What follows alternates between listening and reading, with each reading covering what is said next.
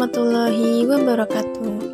Halo teman-teman, perkenalkan saya Diah Kusumaningsih, NPM A1G022015. Saya dari Fakultas Keguruan dan Ilmu Pendidikan Universitas Bengkulu.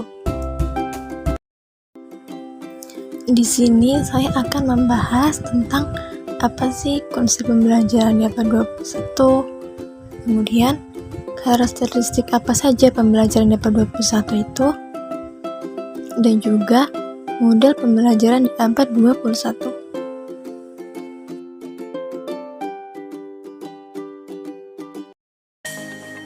Dari tayangan video ini, saya akan membahas terkait dengan seperti apa itu konsep pembelajaran di abad 21, kemudian bagaimana sih karakteristik pendidikan abad 21 itu, dan juga kira-kira model pembelajaran apa saja yang diperlukan untuk mendukung pembelajaran abad 21 ini.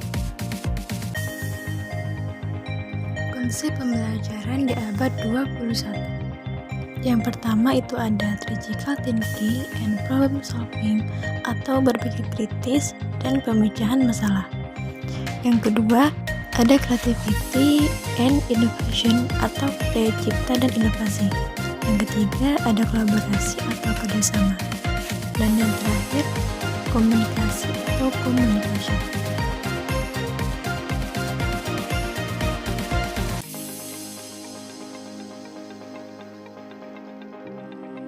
Yang pertama yaitu critical thinking and problem solving atau berpikir kritis dan pemecahan masalah. Berpikir kritis ini merupakan suatu proses yang terarah dan jelas yang digunakan dalam kegiatan mental seperti memecah masalah, mengambil keputusan, membujuk, menganalisis, asumsi, dan melakukan penelitian ilmiah. Berpikir kritis adalah kemampuan untuk berpendapat dengan cara yang terorganisasi.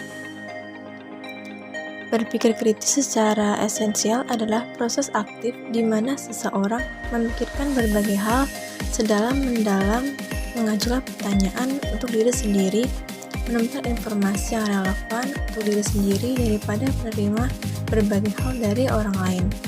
Dalam konsep ini, peserta didik belajar memecahkan masalah yang ada dan mampu menjelaskan, menganalisis, dan menciptakan solusi bagi individu maupun masyarakat. Peran peserta didik dalam menerapkan pembelajaran abad 21 adalah belajar secara berkolaboratif, belajar berbasis masalah, memiliki kemampuan think order thinking, serta belajar mengajukan pertanyaan. Yang kedua yaitu ada creativity and innovation atau daya cipta dan inovasi. Creativity tidak selalu identik dengan anak yang pintar menggambar atau merangkai kata dalam tulisan.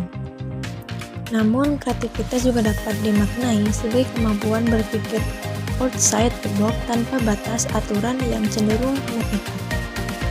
Anak-anak yang memiliki kreativitas tinggi mampu berpikir dan melihat suatu masalah dari berbagai sisi atau perspektif.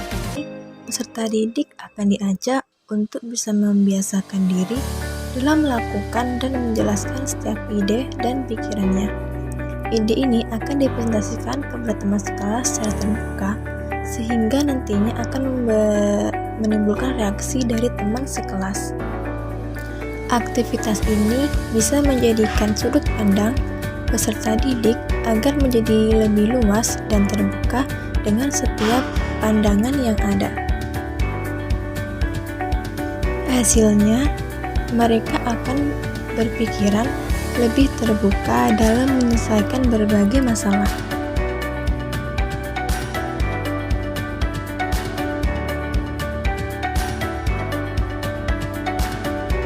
Yang ketiga, ada collaboration atau kerjasama.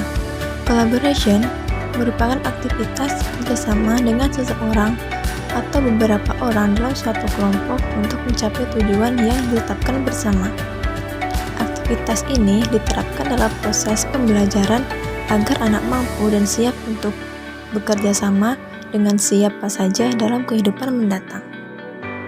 Saat berkolaborasi bersama orang lain, anak akan berlatih untuk mengembangkan solusi terbaik yang bisa diterima oleh semua orang dalam kelompoknya.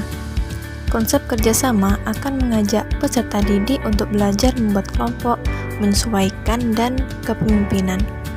Tujuan kerjasama ini agar peserta didik mampu bekerja lebih efektif dengan orang lain, serta meningkatkan empati dan bersedia menerima pendapat yang berbeda. Yang keempat, itu ada communication atau komunikasi. Dimaknai sebagai kemampuan anak dalam menyampaikan ide dan pikirannya secara cepat, jelas, dan efektif. Keterampilan ini terdiri dari sejumlah sub-skill seperti kemampuan berbahasa yang tepat sasaran, kemampuan memahami konteks, serta kemampuan membaca pendengar atau audiens untuk memastikan pesannya tersampaikan.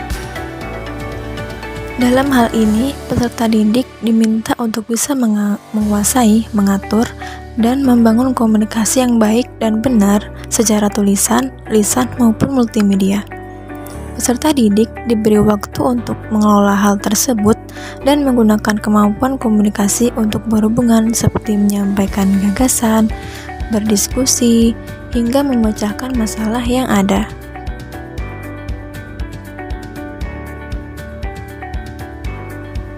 Karakteristik pembelajaran di abad 21. Apa saja sih karakteristik di pembelajaran di abad 21 itu? Di Indonesia, generasi Z bisa dikategorikan mereka yang lahir di tahun 1995. Setelah layanan internet pertama oleh Indonet di Indonesia tersedia pada tahun 1994.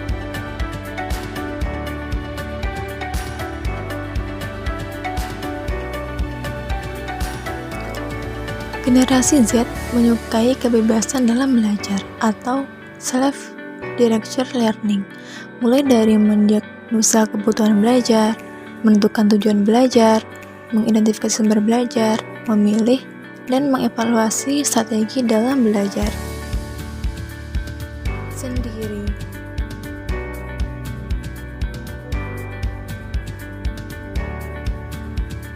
Yang kedua, yaitu generasi Z suka mempelajari hal-hal baru yang praktis sehingga mudah beralih fokus belajarnya meskipun memiliki kecukupan waktu untuk mempelajarinya.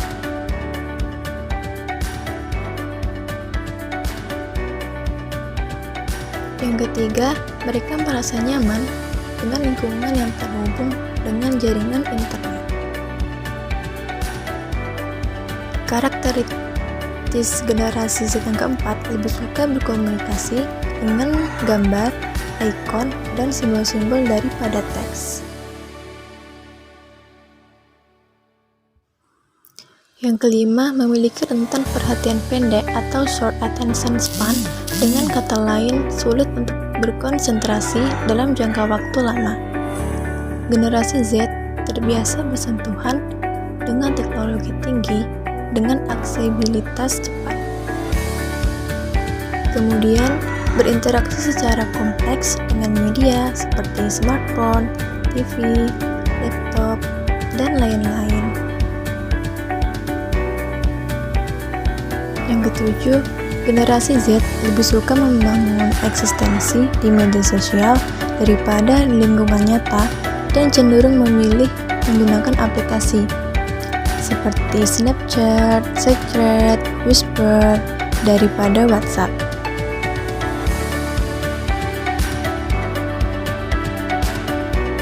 Lalu, model pembelajaran seperti apa sih yang cocok untuk abad 21 itu? Simak videonya.